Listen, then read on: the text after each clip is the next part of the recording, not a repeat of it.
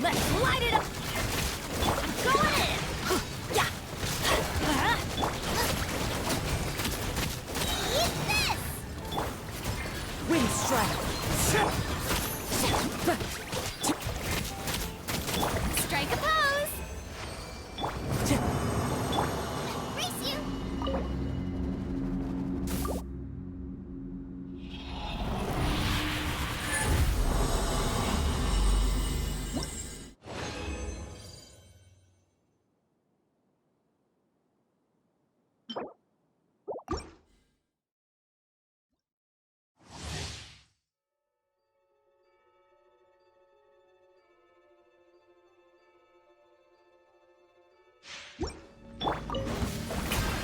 Time to shine! Everybody stand back! Into the fire!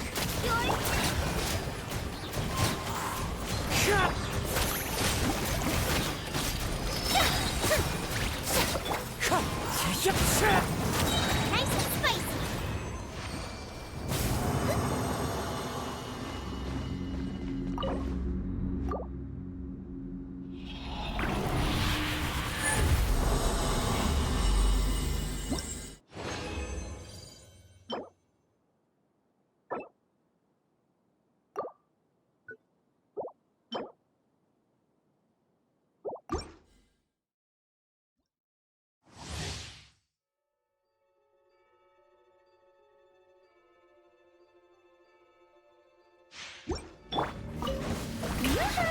Let my name echo in song!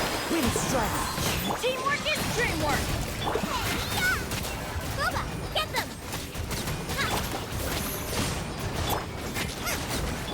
Let's light it!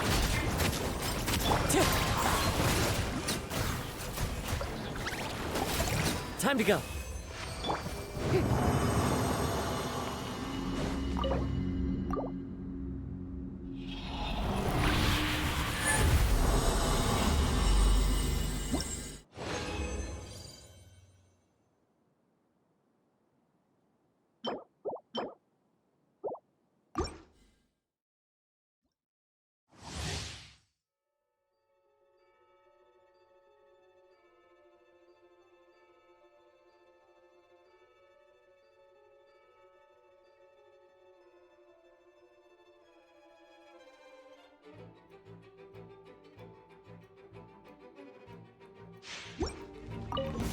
Strike a pose! Let the world come out! Wind strike! Everybody stand back! Eat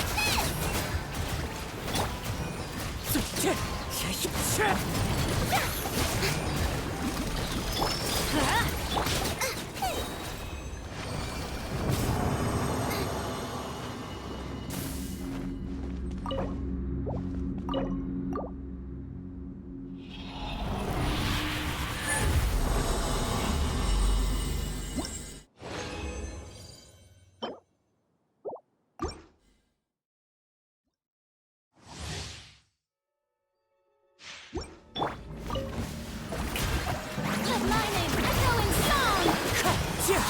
Teamwork is dreamwork! Toast! At the frying pan!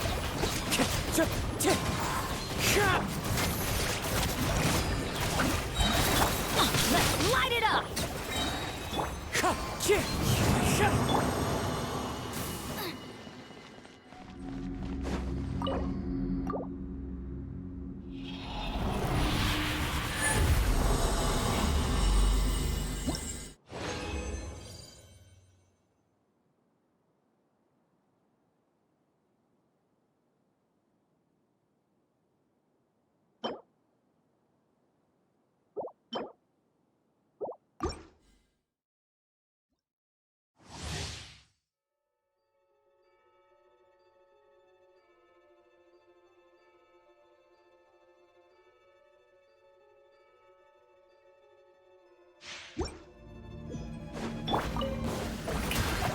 Time to shine!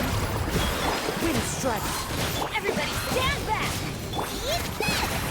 Boba, get them!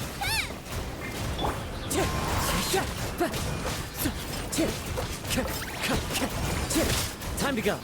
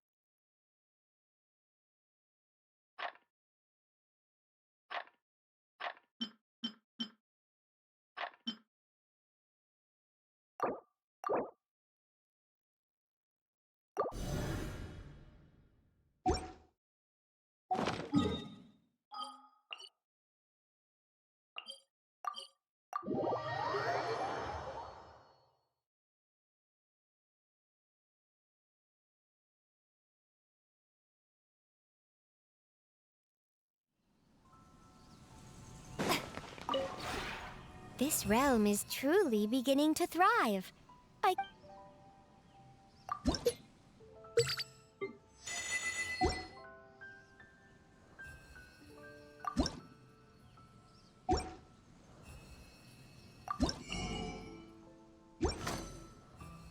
If you ever...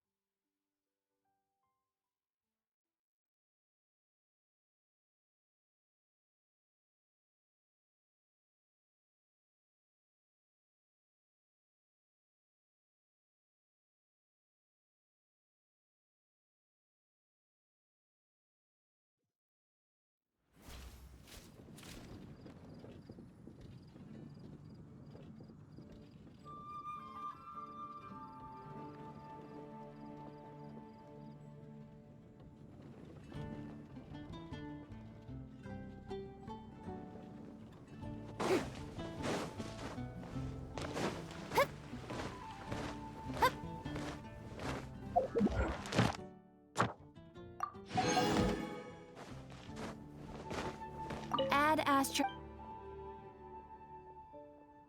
Thank you for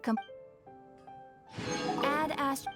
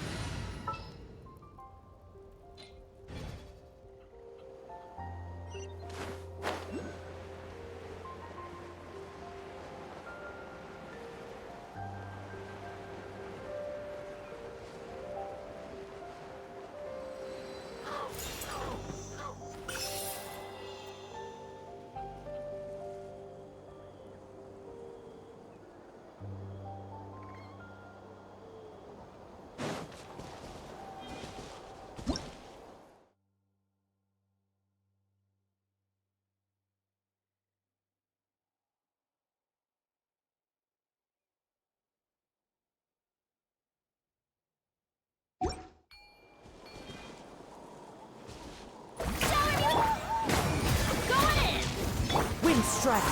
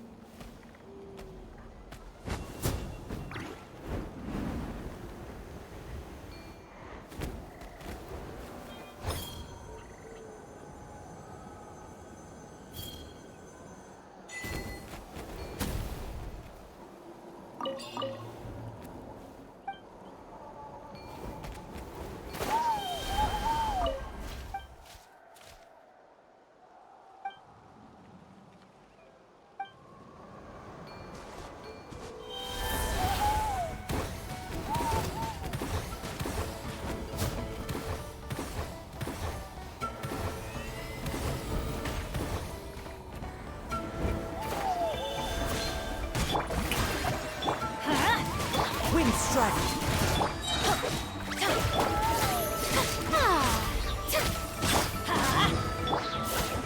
At the frying pan.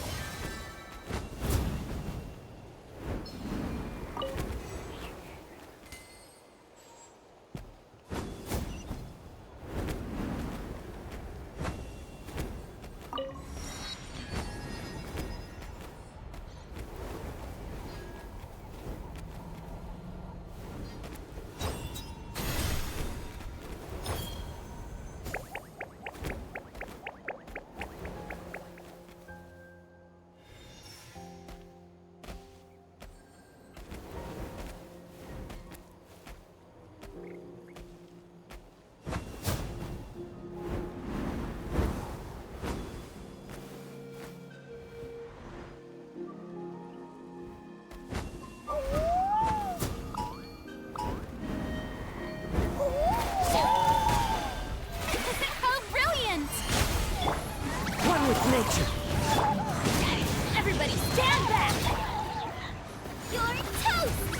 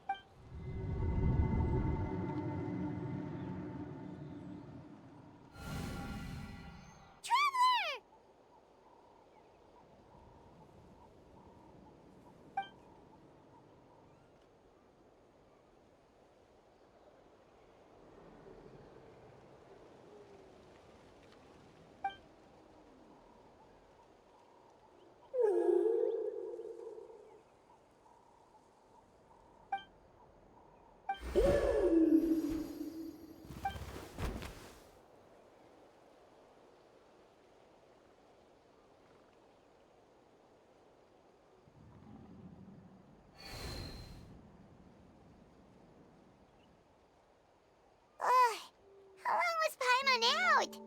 Paimon locked eyes with that baby Iktomisaur for like a second, and then she was suddenly pulled into this strange place with a huge Iktomisaur. Any idea what happened? Traveler? Hey, what? Look! It's that baby Iktomisaur! Seems like it wants us to follow it. Paimon's adventurous side says we have to see where this leads.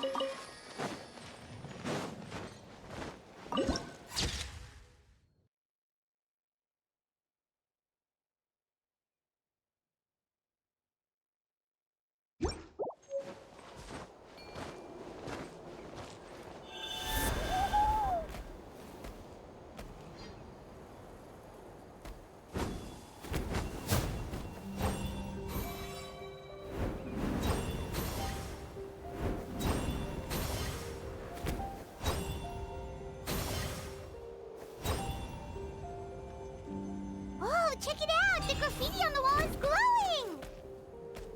Masters of the Night Wind.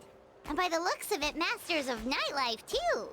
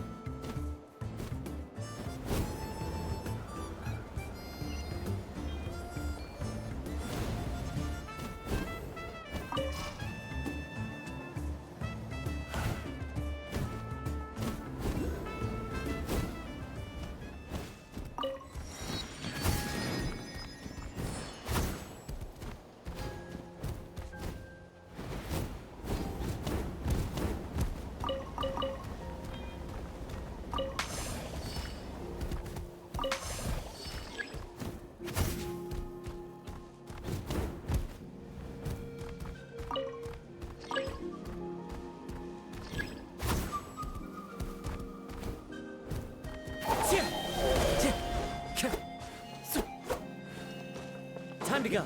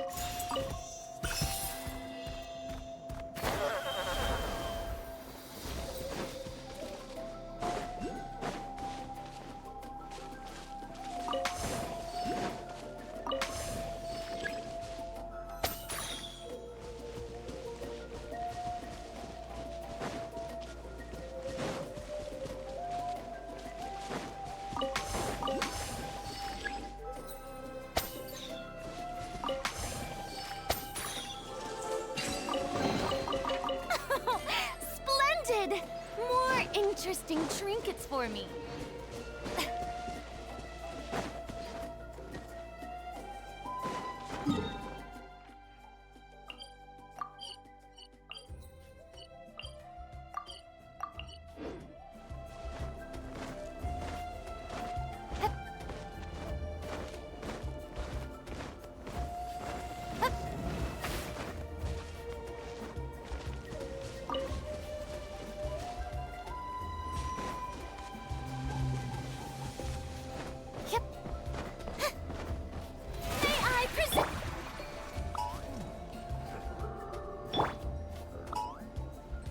All right, let's finish this fast.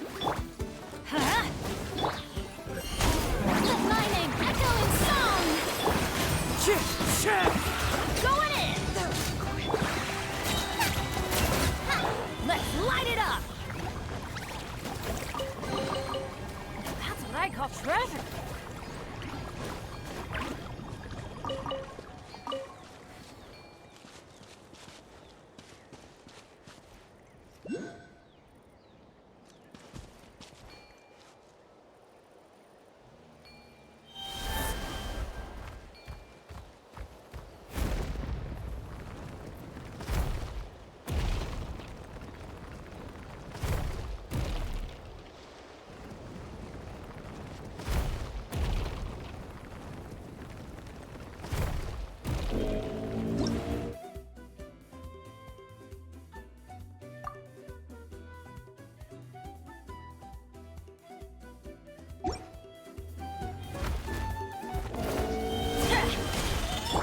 Strike a pop!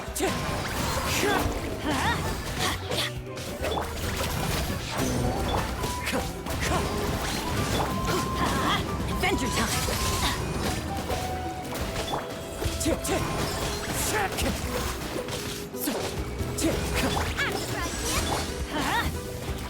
Wind strike.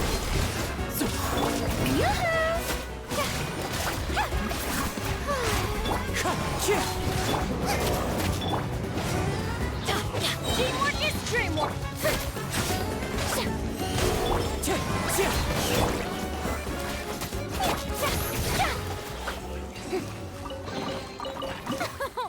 Splendid! More interesting trinkets for me.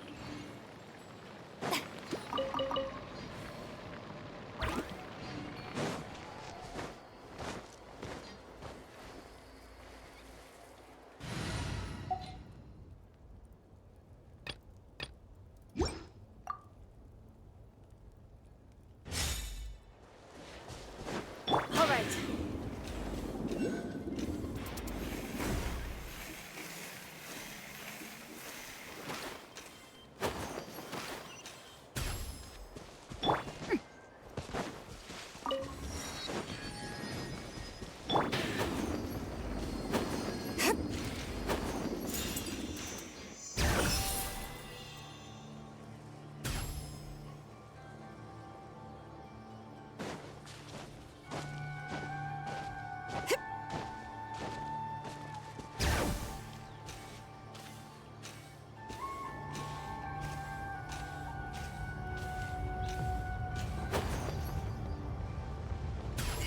Time to sleep.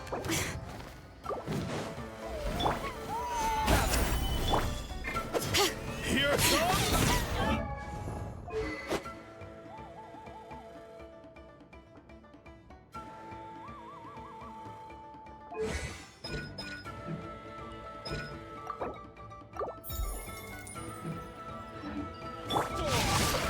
Let me leave you a place. Bring it.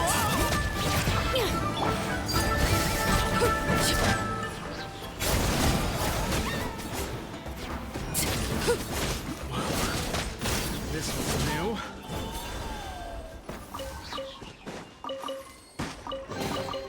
An impressive bounty.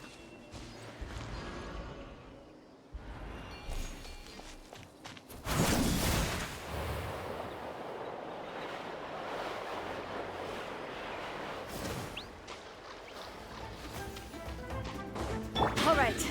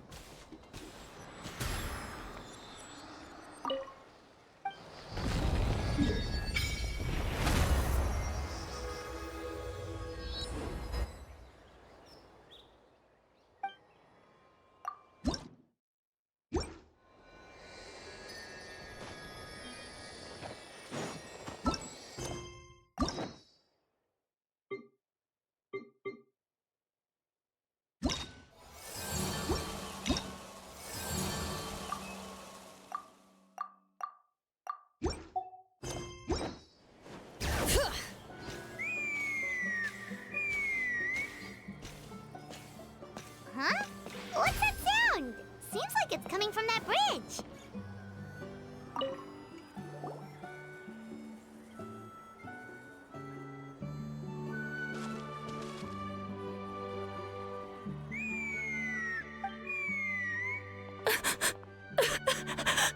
Oh no!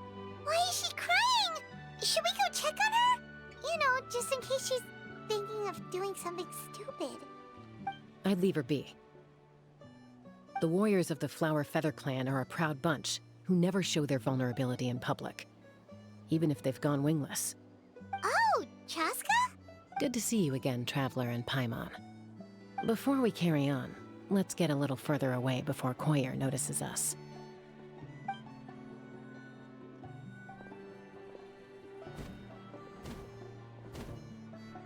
So, that girl on the bridge, Koyer, you said? Should she really be on her own right now? With the mental state she's in, it just seems risky. Don't worry. That's exactly why I'm here. Elder Alpa sent me to keep an eye on her. If she does attempt the unthinkable, I'll swoop in and catch her. I doubt it'll come to that, though. She's a fighter. A warrior, in fact. One who aimed for the sky. However despondent she might feel now, I'm confident she'll get through it.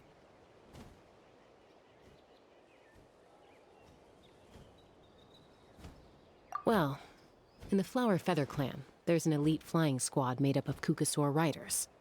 But it's an extremely selective squad. To become a rider, you need to undergo a trial where you not only demonstrate mastery of the relevant skills, but also win the approval of the Kukasaurs. Very few candidates make it through the process. Koyer has spent years training for her most recent attempt, but unfortunately she didn't pass. So it's not hard to see why she's so upset. Sometimes, after multiple failed attempts to pass the flying test and win the Kukasaur's approval, people get so disheartened that they give up on their dream to soar the skies. They resolve to quit trying for good. We call those people the wingless. Do they get expelled from the tribe? What? No, of course not. They're still prized warriors. We have a saying. Just as the Kukasaur treasures every feather on its body, so the tribe treasures each one of its children. This hits even harder in the wake of the war. All of our young warriors carry the future of our tribe on their shoulders. Besides, every Kukasaur falls from its nest before it learns to fly. It's practically a rite of passage. Likewise for the wingless, we always hold out hope that one day, when they're ready, they'll rekindle their dreams and keep trying. Until then, all we can do is quietly watch over them from a distance. Just like I'm doing now. Ah, okay. Paimon hopes she'll get back on her feet soon. Well, from the sound of her whistling, her confidence has been seriously shaken. No Kukasaur is going to respond to a call that sounds like that. Yeah, people from my tribe call to their saurian companions by whistling or blowing a horn. So it sounds like Koyer was trying to summon a Kukasaur to practice her flying. But the Kukasaurs are an even prouder bunch than our warriors. They would never respond to a lackluster whistle like that. First she failed the trial, and now she's struggling to even summon a Kukasaur. That's only gonna hurt her confidence further. And getting trapped in that vicious circle is the kind of thing that'll make people go wingless. Surely there must be something we can do to help. That's very kind of you. Koyer's flying skills are up to par, but mentally she's stuck in a rut. If she wants to return to the sky, she has to overcome that for herself. I'm going to lay low nearby, just in case she takes a turn for the worse. Let me give you a tour around the tribe once this is all over.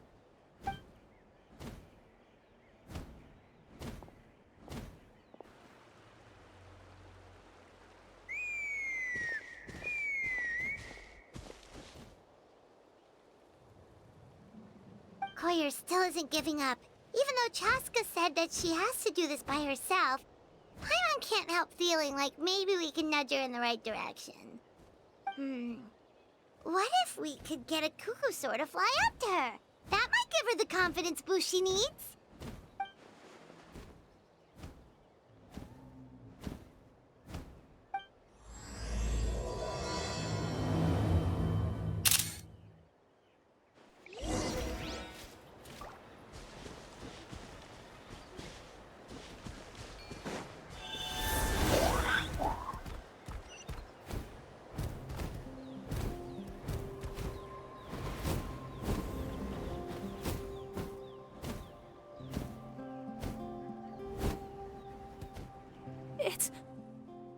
It's a Kukasaur! Oh my gosh! Is this really happening? I did it! I summoned one! I was beginning to think you'd all given up on me completely. Thank you. Oh, thank you! Excuse me? Would you mind if we did some flying practice together? Right now? I think I know where I went wrong in the test now. I need to maintain a higher speed on my turns. So, I just gotta practice my bell tail slides and split S maneuvers. Also, I really want to try some stall turns and cobra maneuvers.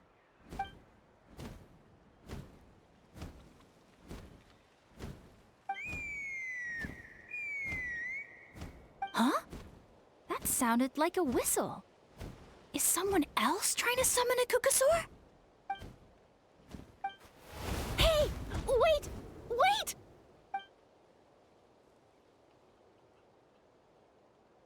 Do you think Koyer's feeling better now? Let's go back to that bridge and check.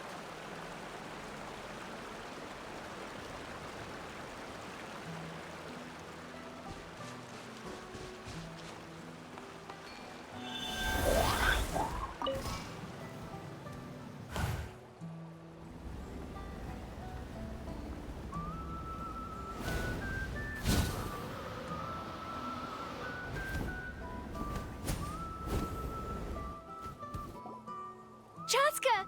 I summoned a Kukasaur! They do still respond to me after all!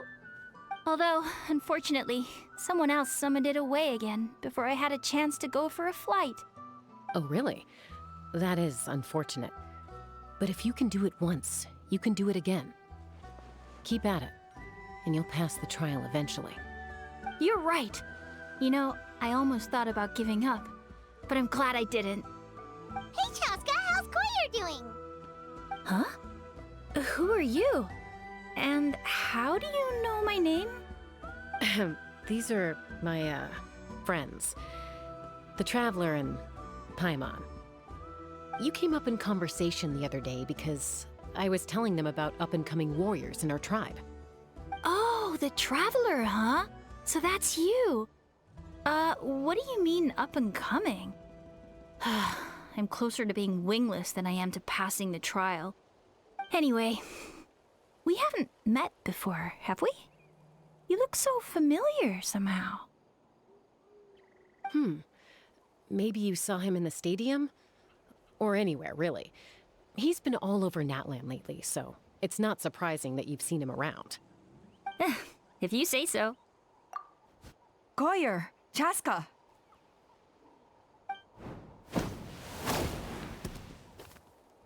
Here you are. I've been looking everywhere for you two. Oh, Elder Alpa! What's the matter?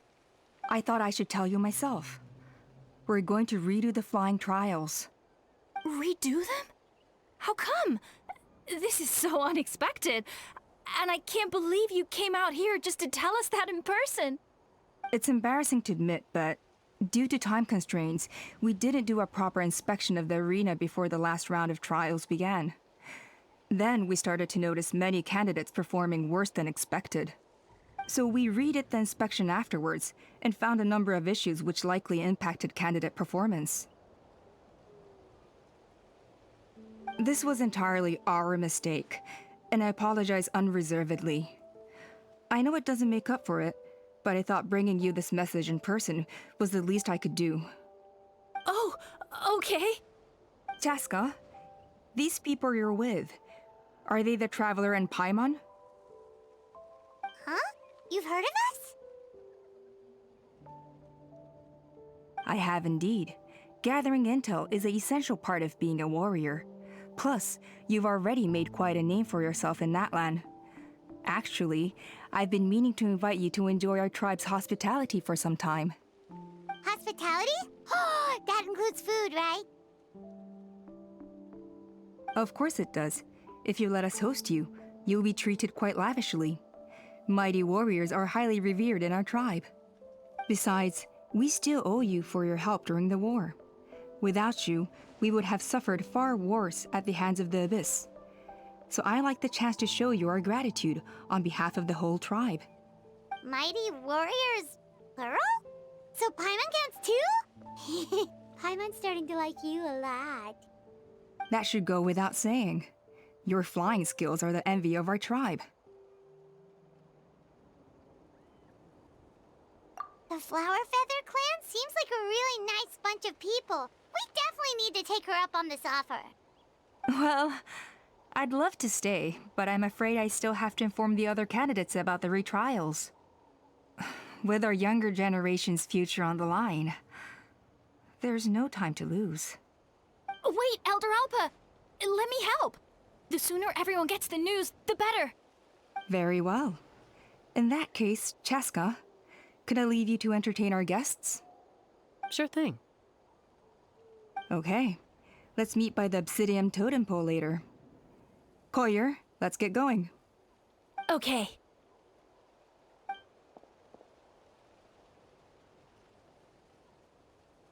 All right, they're out of earshot.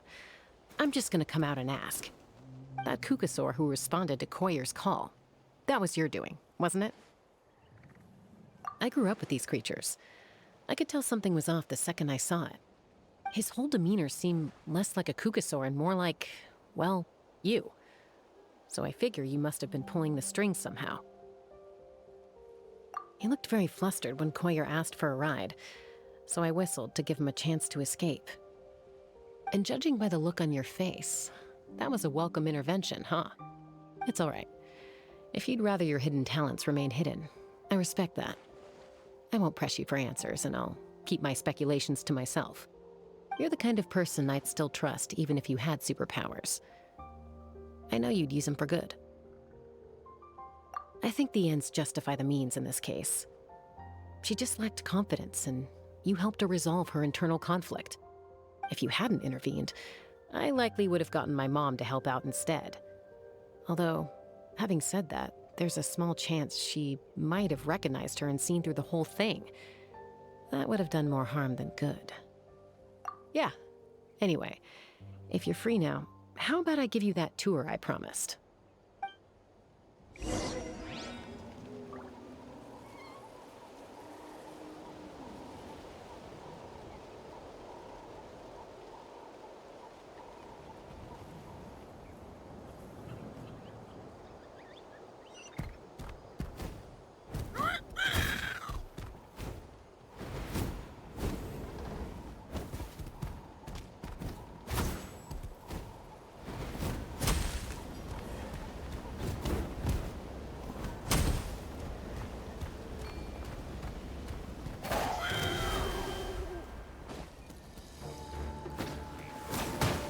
Ugh, what a pain. Bring it.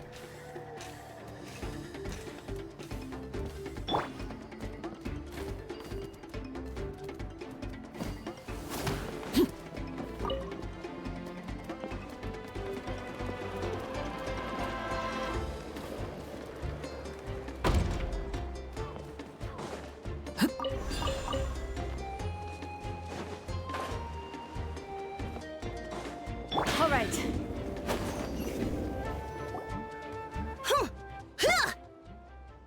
Yeah.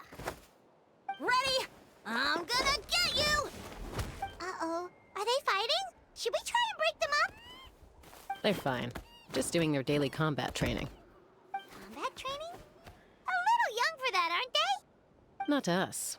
We're a tribe of warriors. In ancient times, we were the most elite troops in the nation, responsible for patrolling and defending all of Natlan. And even though times have changed, we've kept our martial spirit alive.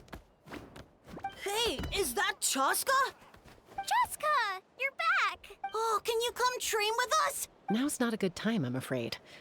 I'm showing the Traveler and Paimon around. Maybe next time. The Traveler and Paimon?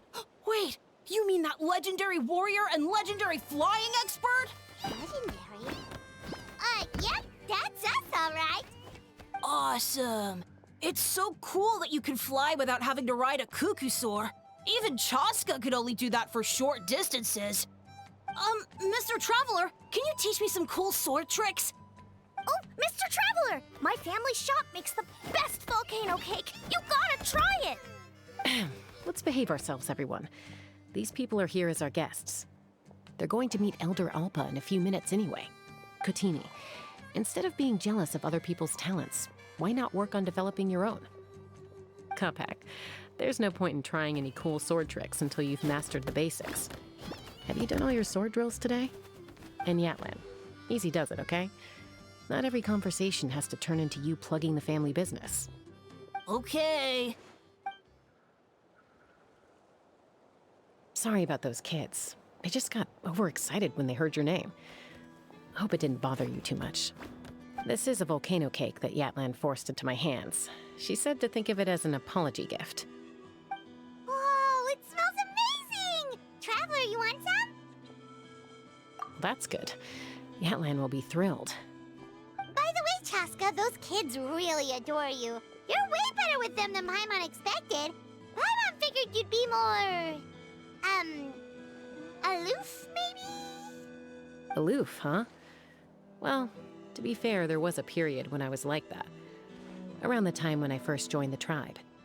But it's a terrible attitude to have as a peacemaker.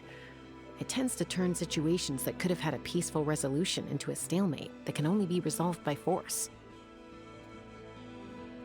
Yep, exactly. As long as other options are available, I try to avoid that at all costs. Someone once told me that peace imposed by force will crumble in a matter of days. But peace achieved through genuine dialogue actually benefits both sides, even if sometimes the parties are only willing to negotiate because they're both armed to the teeth. That's true. Hey, Chaska! Uncle Cusco knows you're back, and he's coming to get you. Oh, thanks. Traveler, Paimon, gotta dash. I'll meet you at the totem pole up ahead. You can't miss it. It sticks out like a sore thumb. Wait, are you running away? First rule of conflict resolution? Grab the fan and run before the you-know-what hits. Trust Chaska to make even running away sound cool. Sorry about this. Just stall him for me, okay? I'll explain everything later.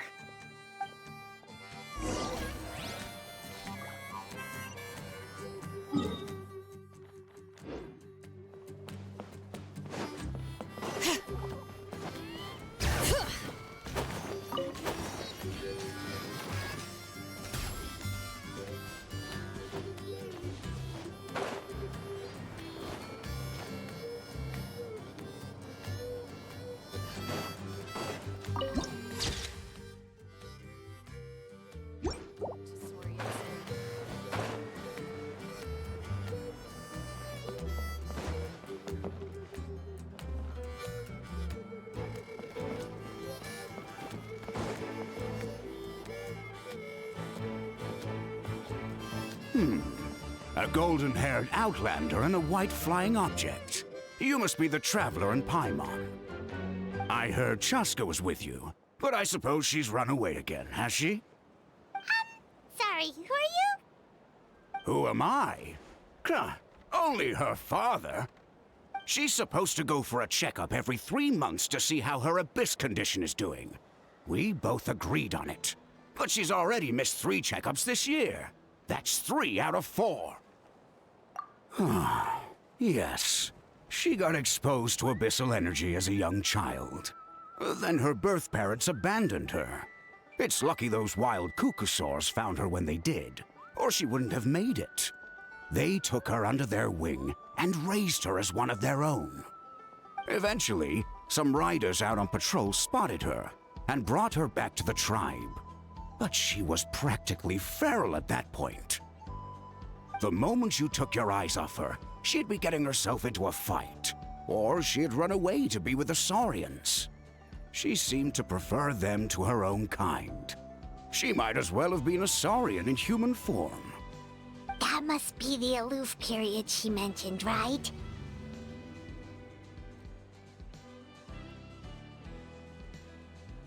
We later discovered that her exposure to the abyss had planted seeds of conflict in her heart.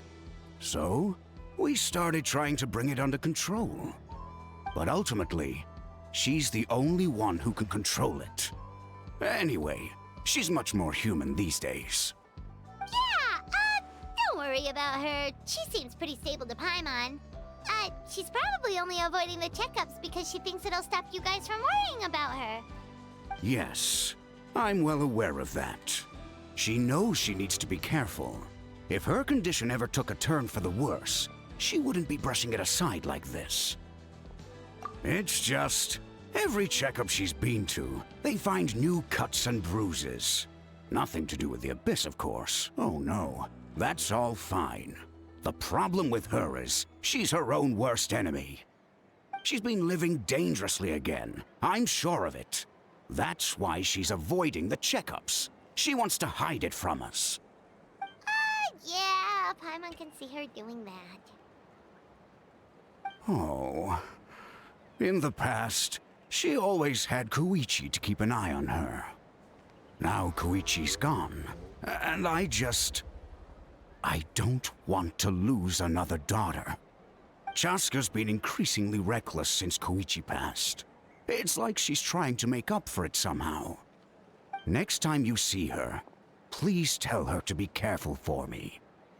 Even if she doesn't want to hear it. If she doesn't want to do these checkups anymore, that's fine. I just want her to stop putting herself in harm's way.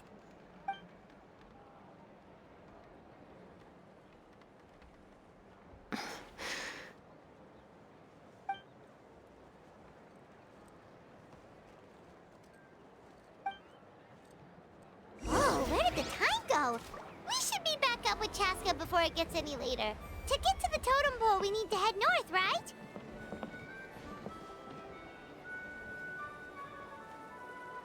Bring it!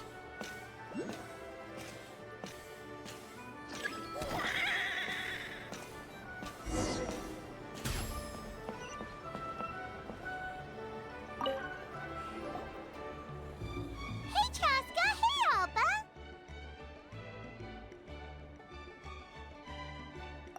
It's all right. I bet my dad talked your heads off, huh? What did he say? I was sometimes a little impulsive back then. Ha! That's putting it mildly. The memories. It feels like it was only yesterday when we brought you back and had Cusco and his family take you in. Back then, no one imagined this feral child would grow up to be the strongest warrior of the Flower Feather clan. Huh? You were the one that brought Chaska back to the tribe? That's right. Elder Alpa was already a veteran rider by then. She spotted me while patrolling from the skies and tracked down my Kukasaur mom. Mom agreed it was time I tried to re-enter human society. But I didn't know the first thing about being civilized. I clashed with everyone who had to deal with me. And look at you now, renowned throughout the land as a peacemaker. How time flies. When the day comes that I can't fly anymore, it will be up to you to look after our tribe and our flying squad. You know me, though. I'm not a natural commander. I'm better off as a lone wolf on the front line. So stick it out at least a few more years, okay? Give Koyer and the others time to come into their own. Oh, stop. Wait, so isn't the leader just the strongest warrior in the tribe? At least Paimon figured that's how your tribe would work. Strength is certainly a core tenet in the Flower Feather clan. But strength means far more than martial prowess alone. If it all came down to individual strength, I'd struggle to call myself a warrior, let alone a member of the flying squad. Any fighter in the tribe could take me down. Well, sorry to disappoint you. It was something I aspired to at one point. So much so that I went adventuring in the Cinder City, Ochkanatlan, to try and prove myself. But it was foolish of me. I wasn't ready. I came back empty-handed and seriously injured. The fact that I survived was something, I suppose. But after that, I never seriously considered myself a strong fighter. And yet, you still managed to become the leader of the flying squad, thanks to your experience and determination. All while battling those old injuries. Don't you think that's a display of strength in its own right? Let's shelve this discussion for now. Traveler, Paimon, there are some simple refreshments on the table. Please help yourselves. Yes! Paimon was waiting for that part! They were for the snack stomach. The refreshment stomach still has plenty of space.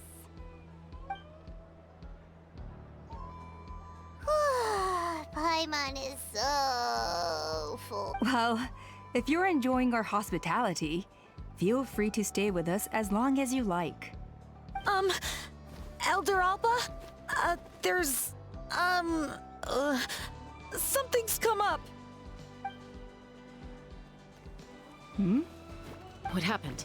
Is it serious? Shall I deal with it? It's... Some merchants showed up, not from our tribe. They said they're here to discuss some potential collaboration with us. Why now? This is terrible timing. There are a few wingless that we haven't managed to reach yet, and we still haven't inspected the retrial arena.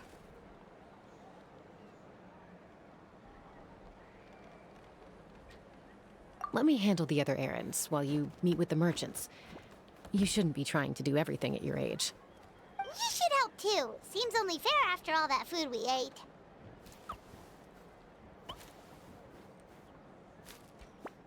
Huh. Well, much obliged. Chaska, the remaining wingless are all people you know. Let's see. Pishika now manages the floating target balloons. Waska's probably still addicted to eyes on the feathered prize, and Junon spends her days up on the flying platform, staring at the Cinder City. I'll leave you to tell them the news.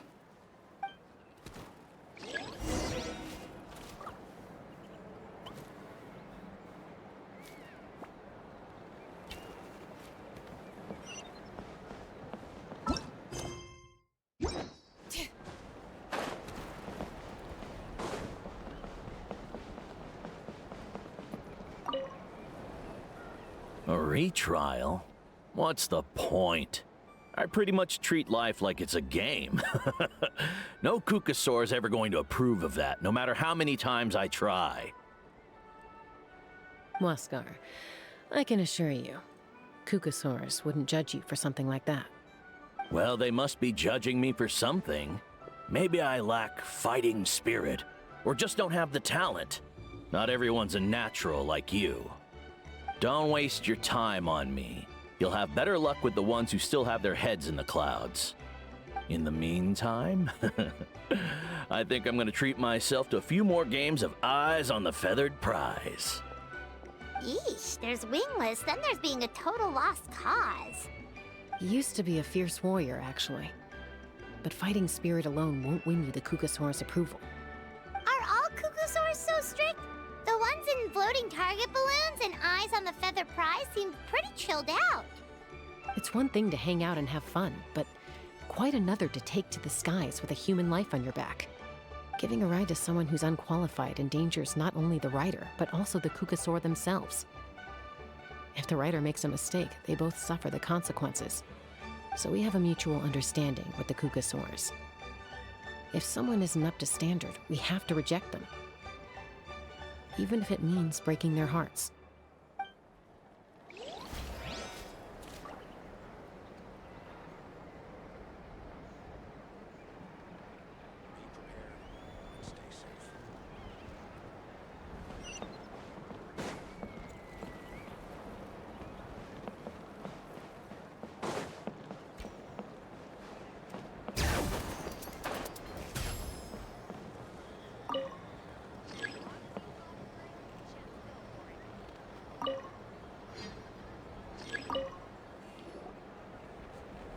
Are you sure you don't want to reconsider, Pashika? I appreciate it, boss. But honestly, I'm pretty happy with my life nowadays. Pashika, they're redoing the flying trials. Huh? Mutoda? Ah, did Alpa send you? I was just telling Pashika the news, actually. The way things are with the tribe these days? I mean, you don't need me to tell you. This here is no future for a seasoned warrior like you. Ah, come on, boss. Do you have any idea how long it's been? I've been wingless for years now. I'm not cut out for that anymore. Of course, I'll do my part if we ever need to defend the tribe. But there's really no point in me trying out for the flying squad now. I've already made my peace with it. Not everyone has what it takes to return to the sky after going wingless. Elder Alpa's perseverance is something else. And it's okay if I'm not destined for greatness. I might not have the Kukasaur's approval, but with my hot air balloons, I can still reach the skies. Handling these balloons every day, seeing how the customers react, the looks on their faces, that's enough for me. Finding something you love doing can be just as hard as passing the flying trial. It's worth holding on to. Fair enough. It's your choice. I won't force you. Oh, by the way, you should try taking a balloon ride if you've got the time. Once you've been up there for yourself, you'll see why I love it so much. No problem. If you ever want to give it a try, you know where to find me.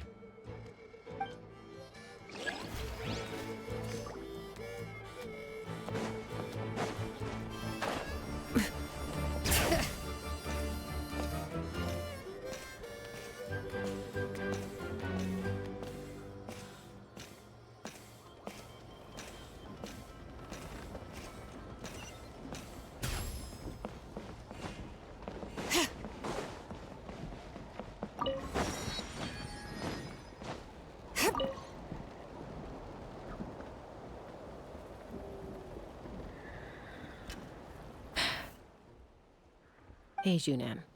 Gazing out at Ochkanatlan again, huh? Chaska? What are you doing here? Is something up? The flying squad is hosting retrials again soon. Want to give it another try? Maybe you're forgetting the definition of wingless. I've failed so many times already that I've decided to call it quits for good. I'm done. Elder Alpa always goes out of her way to come and tell me when a new trial is coming up, and it's nice of her to think of me. But nothing's gonna change. I'm not going to suddenly pass just because they're holding another trial. They're making some big changes to the arena this time, so the flying experience should be smoother than before. Koyer's gonna try again. No, forget it. If I was genuinely good enough to make the squad, the location shouldn't affect my chances. A true rider can fly confidently whatever the conditions, like you and Elder Alpa. Shunan! They're redoing the...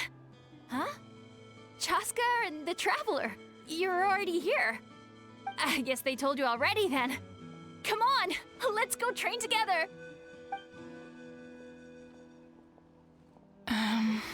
I'm gonna sit this one out. What? Why? But you've always looked up to Elder Alpa. She went wingless after her injury and spent years drifting, but even she came back and made it in the end. If she can do it, why can't you? I mean, I don't have that kind of perseverance. And besides, the last thing I want to do is fail in front of her yet again. Oh, come on.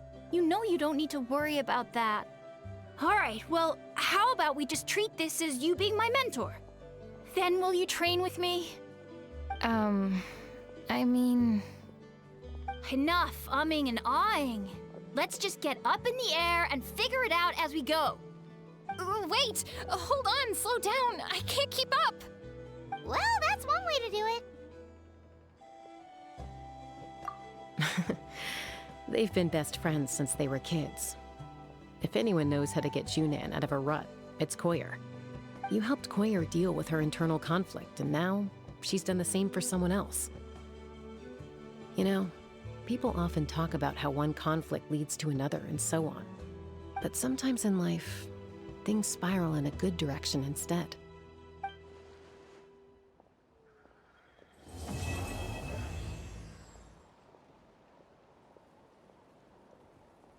We've notified all the wingless on the list now, right? Where to next? The trial arena. It's not far from the tribe. You got this! Well, not yet.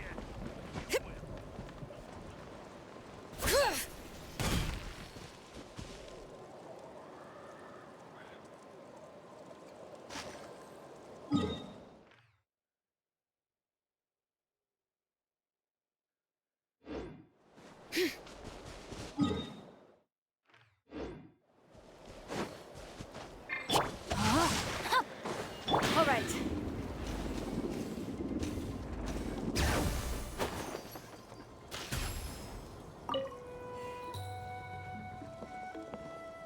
Oh, hey there, Chaska. Did Elder Alpa send you? Yeah, she's got other things on her plate right now. How are things looking here? Well, the inspection revealed numerous blockages all over the trial arena. It looks like they're the result of ley line disorders caused by repeat abyss invasions.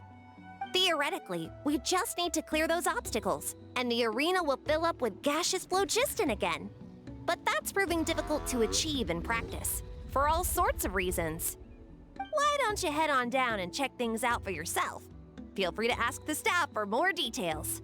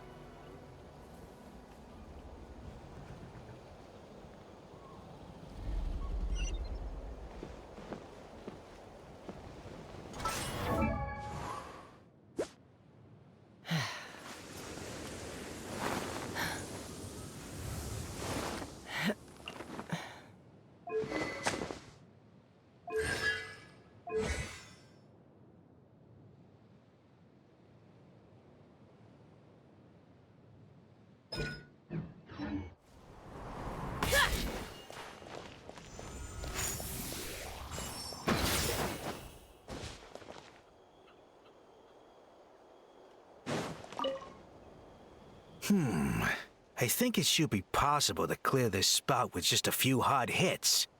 But there are signs of strange life in here. Meddling with it might be dangerous.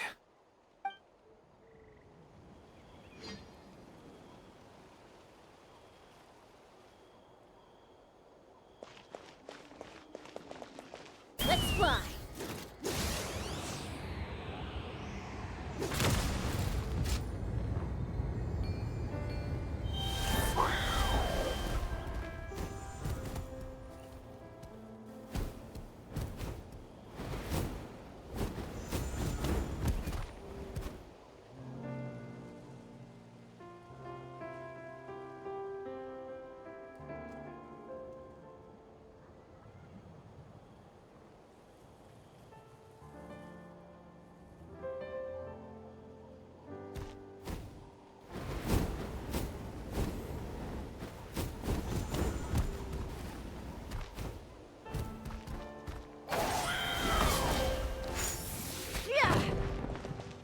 Hey! Monsters!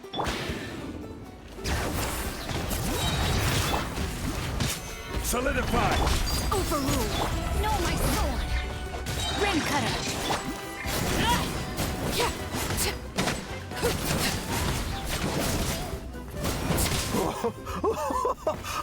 I thought I was done for. Oh, this spout should be good now. Thank you very much.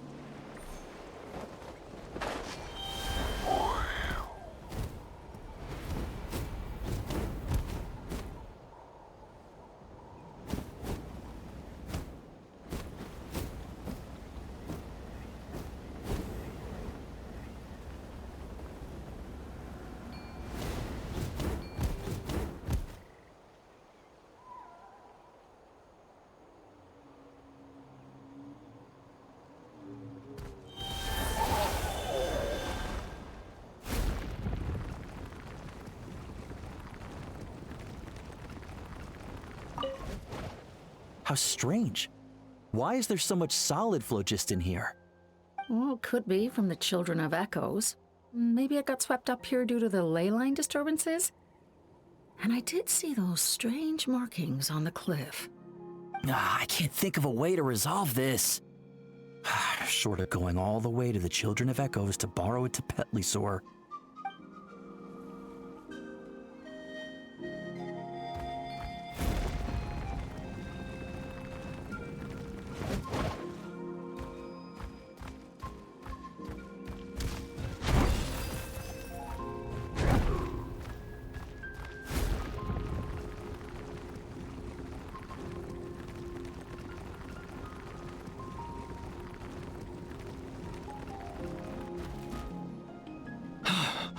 Oh, are you here to help?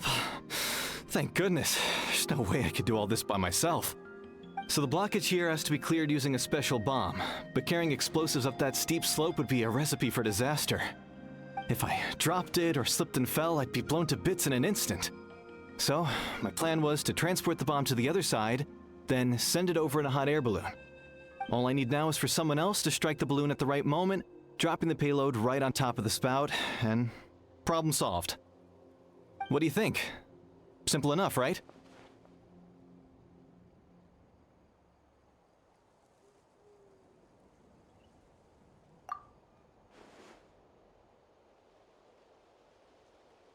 Huh?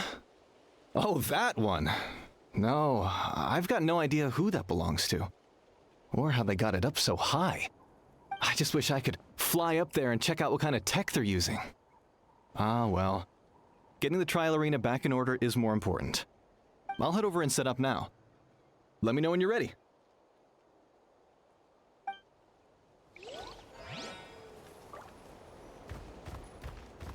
All right!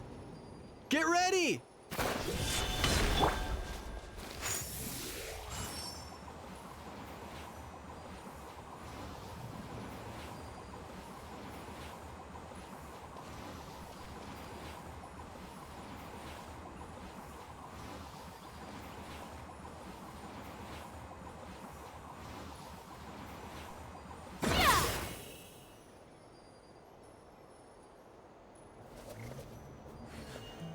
All right!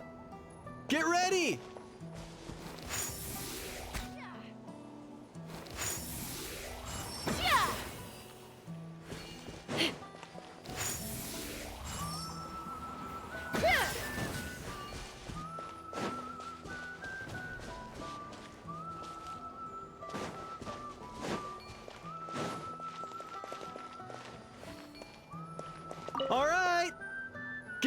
me!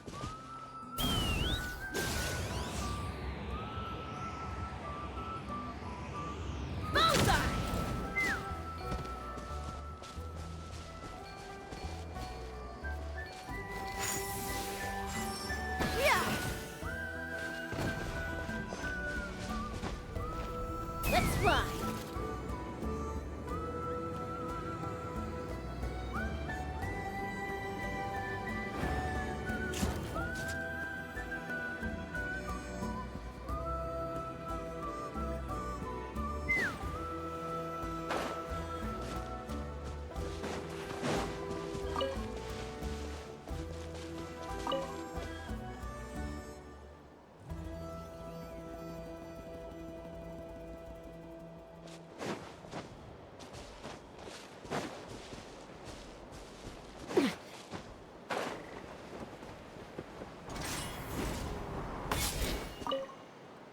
This is crazy. I put all of my strength into it, but it just won't break. Maybe Inkanak was right after all. If a stable structure is formed inside the solid phlogiston, I'll need to hit all the weak spots at the same time to break it. But how am I supposed to do that?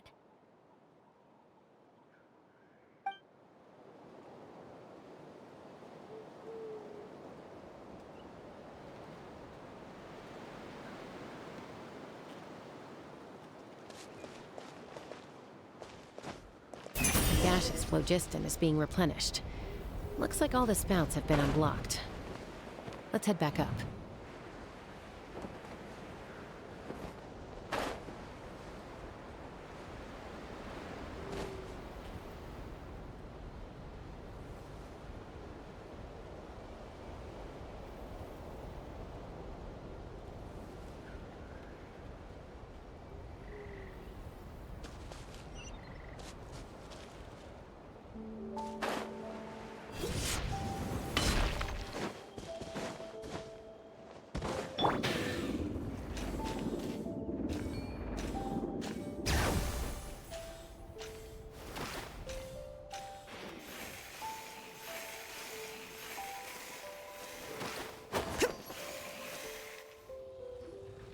Wow, you took care of everything in no time at all. Incredible work. Now we just have to wait until the gaseous phlogiston is fully replenished. Then we can kick off the retrials. Actually, Inkanak, I'd like to do a test flight first, just to make sure we're not missing anything. Could you arrange that for me? Huh? But you only just finished getting the arena ready. There could still be other hazards we're unaware of. All the more reason to have me test it out. Think of it as another inspection.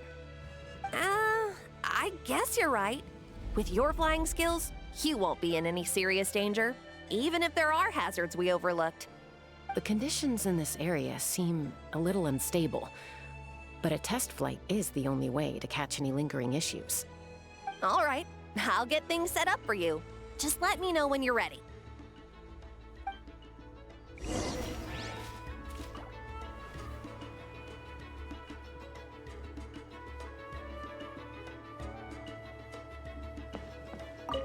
Are you ready? This should be a piece of cake for Chaska, but still, try to be careful. All right, then spread your wings and fly.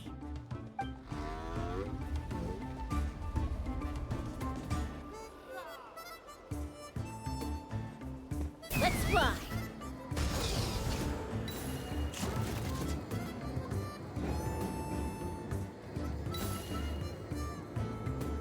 Giddy up.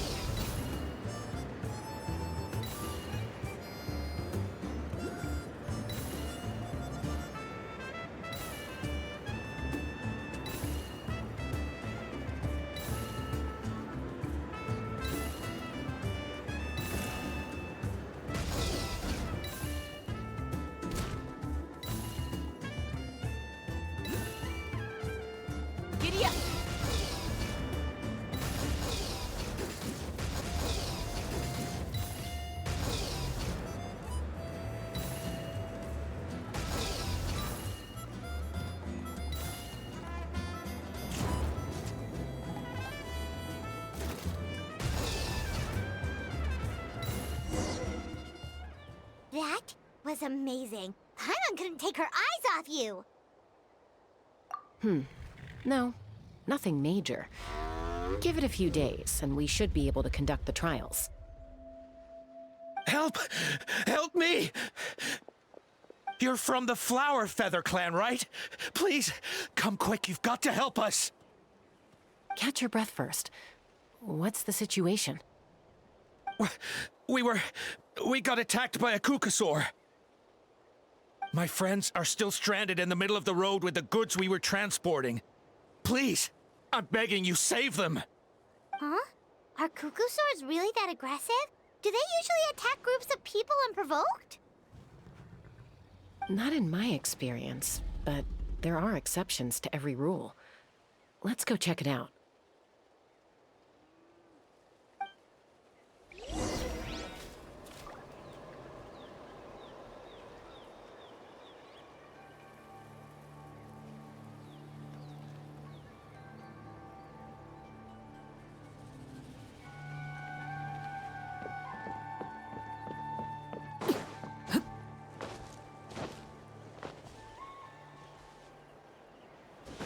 Ouch! I've never seen such an aggressive Kukusaur.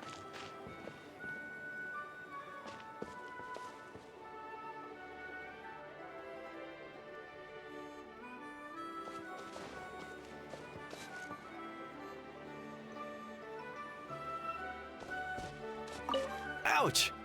I've never seen such an aggressive...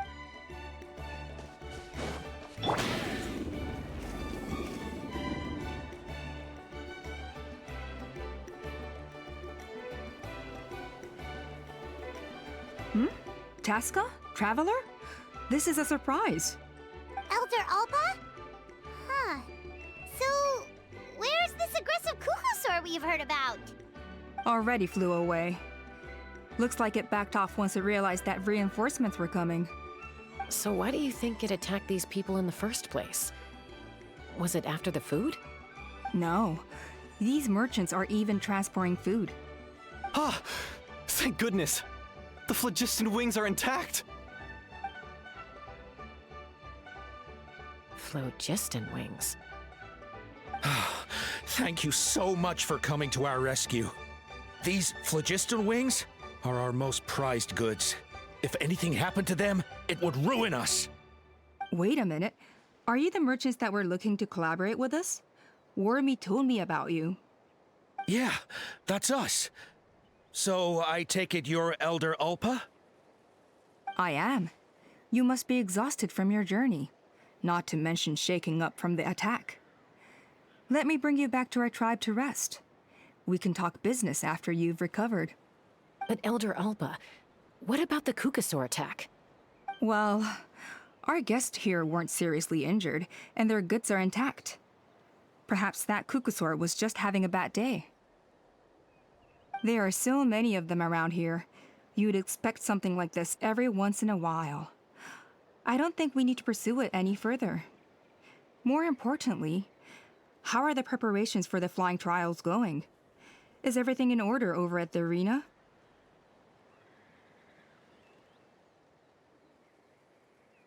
Huh?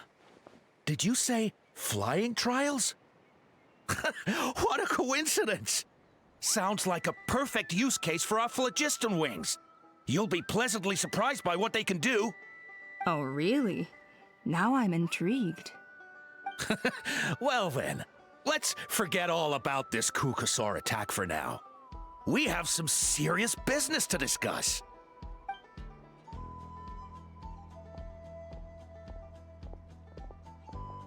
Huh?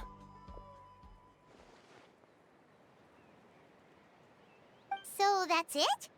That all went smoother than expected. Well, guess we'd better get going. Huh? Chaska?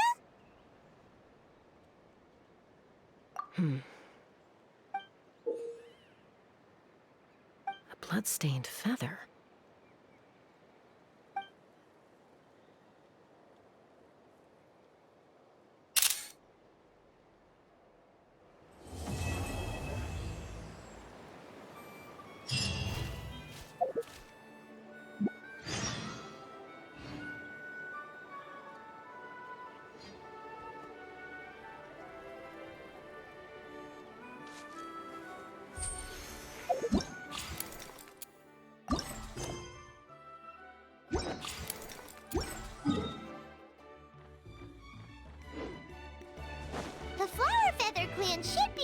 ready to hold the new flying trials by now. Let's go check it out!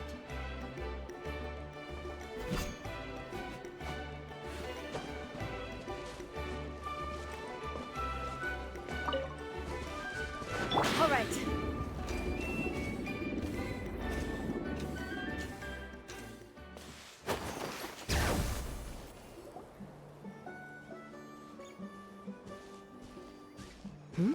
Ah, Traveler and Paimon. You came. Yep, and it looks like we made it just in time! Although, can't say the same for the Cuckoosaurs. Bit of a low turnout, huh?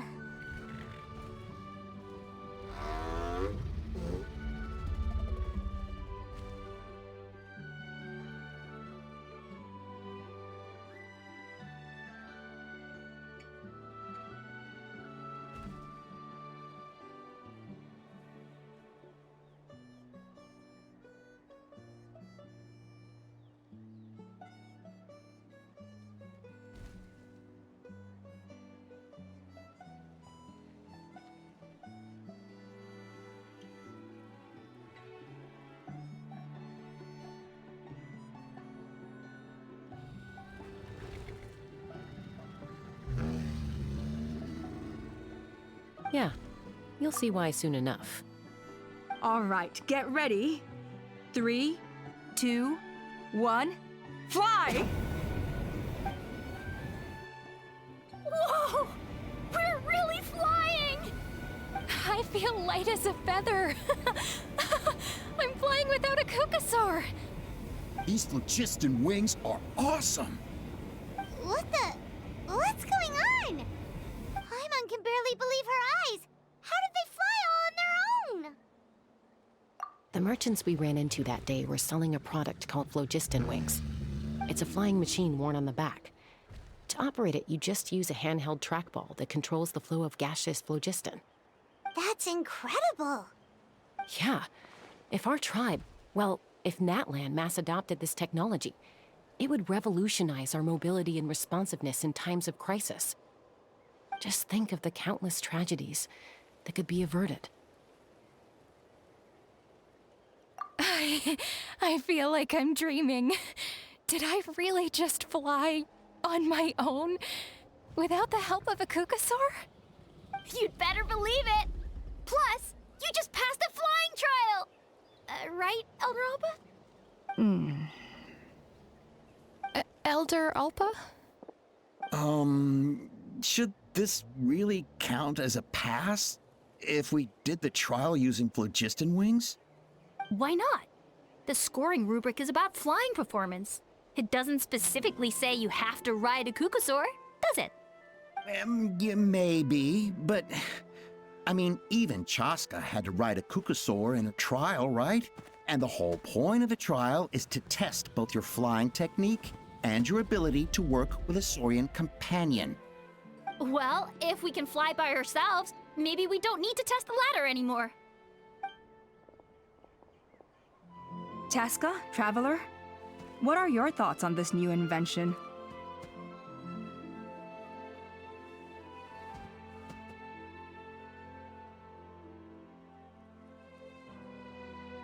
Right? That's what I think too. I agree that they have strategic value, but I don't think it makes any sense to evaluate candidates by the current testing standards if they're using phlogiston wings. Why? Shunan finally mustered the courage to go through with this. And now you're saying it doesn't count? I don't have any experience using these wings in battle, nor is it immediately obvious how to incorporate them into the existing systems in our tribe. Taking a longer-term perspective, I think we need to start by getting thoroughly acquainted with how these things work. Then we can develop a new trial format with new assessment criteria, tailored to candidates using the phlogiston wings. You all raise valid points. But Chaska, while your proposal sounds perfectly reasonable, it would probably take years to put it into practice. We lost so many people in that war. These phlogiston wings could be exactly what we need to strengthen our forces and boost morale in this trying time. And as for real-world battle experience, there will be plenty of opportunities to gain that. I have high hopes for you, Junon. Huh? Hey, stop staring into space! Say thank you! Oh, thank you. Thank you, Elder Alpa. You have nothing to thank me for. Remember, the way you got your wings back was by relying on yourself. Oh, Elder Alpa! Bad news! Kukasaurs are attacking the merchants again! Again? Okay, everyone, stay put while I... Huh? Chaska?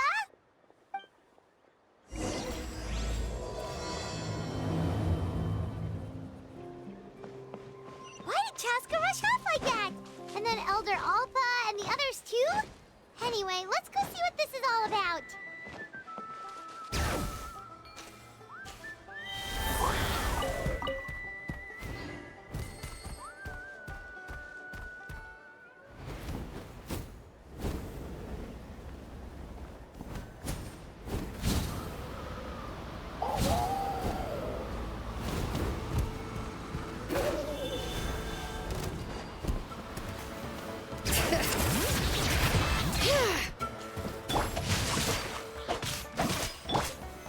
Stabilize! Laid bare. Yeah.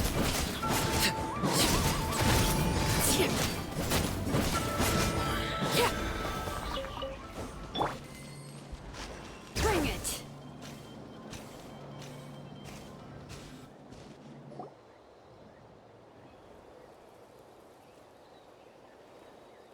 Oh, it's back! It found us again! Run! Get out of here! Curses! She's really riled up this time. Hey! Stop running! We'll never outrun a creature with wings! Get back here and let's fight!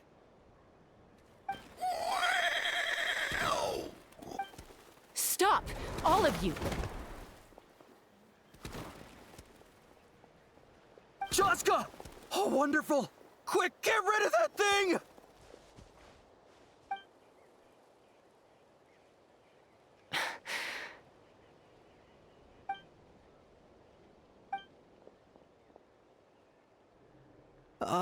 What's going on? Why isn't she doing anything? So it really is you. Sister. Wait, sister? That Kukusaur is Chaska's sister?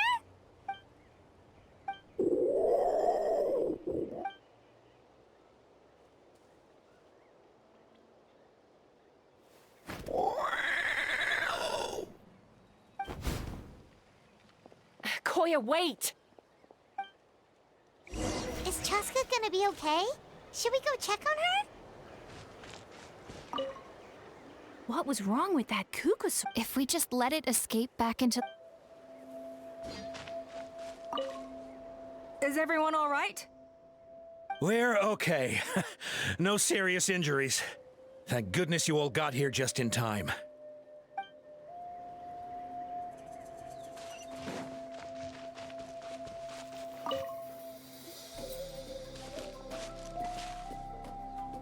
Chaska, are you okay? I'm fine. Sorry for making you worry. No point. She's an expert at hiding her tracks. Once she's shaken you off, you'll never catch up to her. At least, I always used to lose to her at hide-and-seek when we were kids. Well, yeah. You know I was raised by Kukasaurs. Anyway, she and I grew up in the nest together. Her name's Koya, and she's my big sister. We played together all the time, chasing each other through treetops or mountaintops. It felt like it would go on that way forever.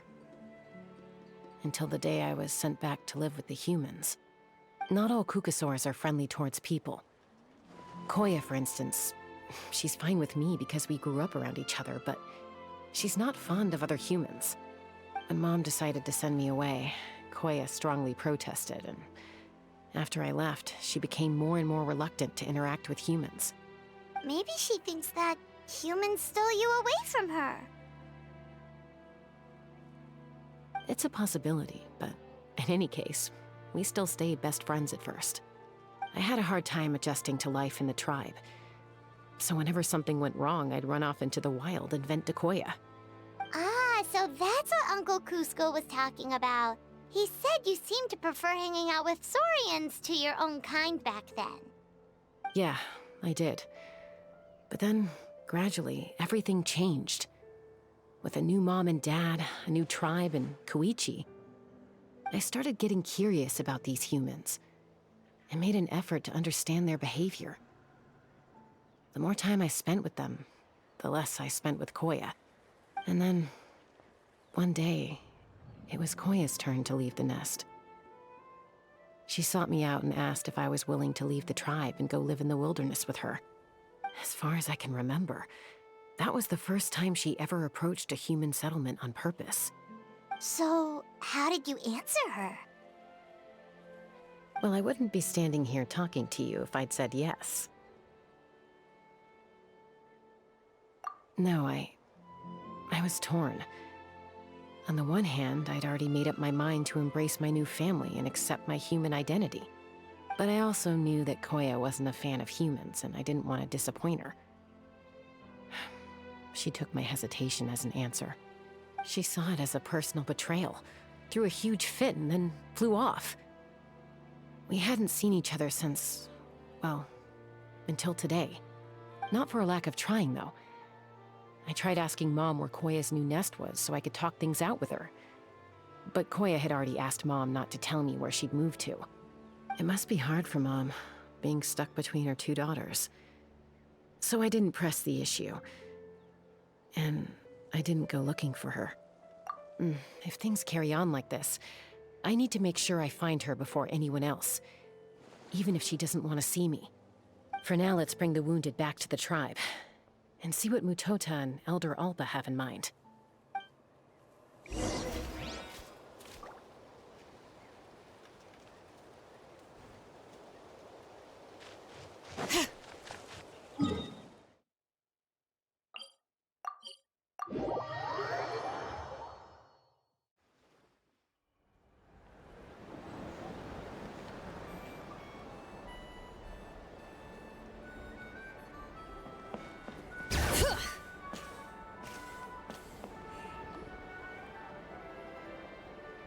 So, I hear there's been another Kukasaur attack. Ha! I knew it! They're wild animals, and they can't be trusted. Hey, show a little respect. The Kukasaurs are our partners. Maybe in the flying squad, but they don't give a hoot about the rest of us. Well, now that we have the phlogiston wings, do we even need the Kukasaurs anymore? Are you kidding? How are we supposed to protect our tribe without them? I didn't mean it like that. Huh? Protect our tribe? Or are you just scared that your precious flying squad will lose its prestigious position? You take that back! Things are changing so quickly. Chaska, there's a conflict emerging there. Aren't you going to nip it in the bud? The whole tribe's talking about this now. Breaking up a single fight won't solve anything. The real source of conflict here is the phlogiston wings, and what happened with Koya. On any other day, people would just brush this attack aside. After all, clashes between wild Kukasaurs and humans are no more common than those between people. But now that the phlogiston wings have entered the equation, it's sparked a debate over whether our tribe needs the Kukasaurs at all. I worry that we risk repeating the mistakes of the Cinder City. Back then, Lord Ochkon's hatred of the Saurians nearly destroyed the peace forged by the Pyro Archon. Chaska, to prevent things from deteriorating further, I'd like to task you with restoring peace to the tribe. I will. Traveler, you've already done so much for Natlan, and the Flower Feather clan has no right to ask more of you. But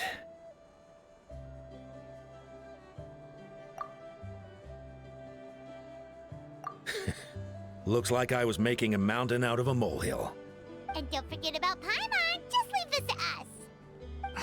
This whole situation has unfolded so quickly that it's put us on a back foot. To tell the truth, it makes me a little suspicious. You think someone might have orchestrated all this? It's possible. Leave it with me. I'll look into it. Also, Chaska, could you try to keep a low profile while you're out there digging around? We don't— I'll do my best. Okay, so where should we start? This all began with Koya's attacks. If we can find out what led her to do it, that should give us something to work with. Unlikely. Given how she reacted when I showed up, I don't think she's forgiven me. If you want to resolve a conflict through dialogue, sometimes you need a third-party facilitator. Let's go see my mom.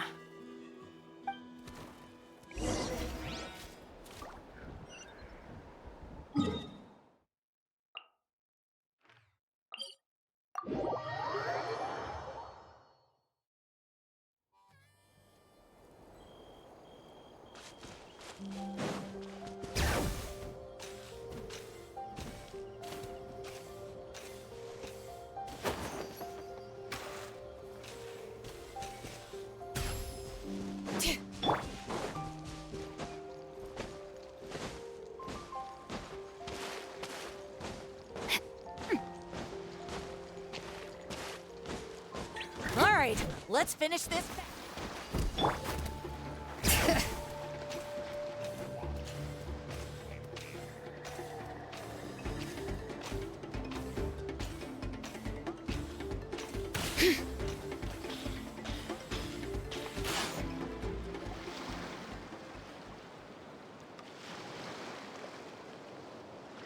Wow, so this is where you used to live as a child?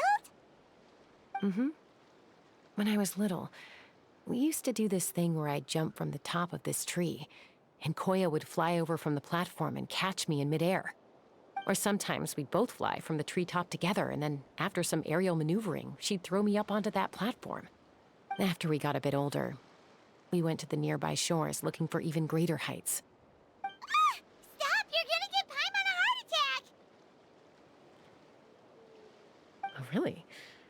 I just thought it made a fun story.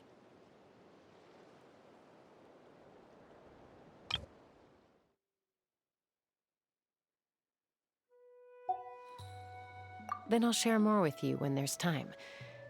Anyway, back to the matter at hand.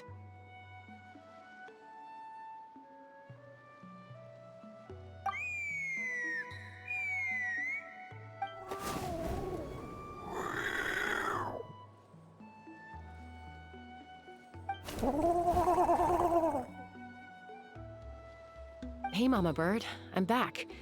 My last visit was only a week ago, wasn't it? See? I visit you more than I visit Papa Cusco. I brought a couple of friends with me. These are the Traveler and Paimon. Traveler, Paimon, this is my mom. Her name is Chimpu. In the human tongue, anyway.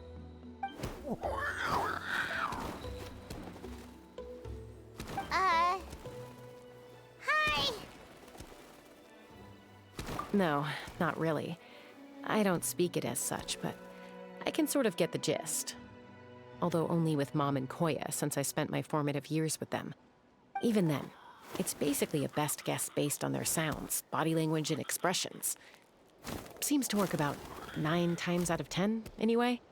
As for whether Mom understands me, I can't always tell. But somehow we still manage to communicate. Call it the family bond, I guess.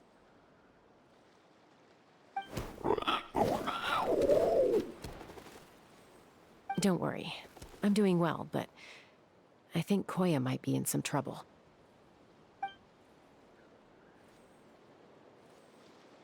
I know she's never been a fan of humans, but she's never deliberately attacked them before either. What's behind this sudden change? Does, Auntie Chimpu know anything? Doesn't look like it. Koya hasn't visited her in a long time. Then, could you please tell me where she's living nowadays? I really need to talk to her. If this animosity between her and the tribe continues, then the next time there's an incident, I don't know if I'll make it there in time.